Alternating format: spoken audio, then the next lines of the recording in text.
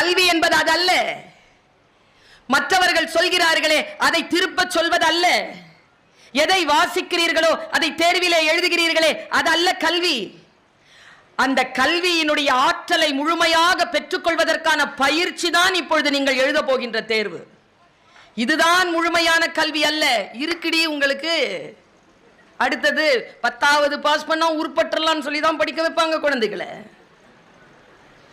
10வது பாஸ் பண்ணா உடனே சொல்வாங்க +2ன்னு ஒன்று இருக்குது, அதை மட்டும் கிளியர் பண்ணிட்டேன்னா வாழ்க்கையில் கொடி கட்டி பறக்கலாம் அப்படின்னு நம்பி பாஸ் பண்ணுறாங்க நிறைய பேர்.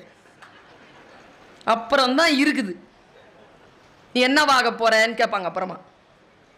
அப்புறமா ஏதாவது ஒன்று படிச்சு கிடிச்சு ஏதாவது ஒன்று ஆனதுக்கு படித்ததுக்கு அப்புறமா அந்த குழந்தைய கூப்பிட்டு கேளுங்களேன் என்னவாக போறேன்னு. 5ஆம் கிளாஸ்ல சொல்லிச்சிங்க டாக்டர் ஆக போறேன்னு.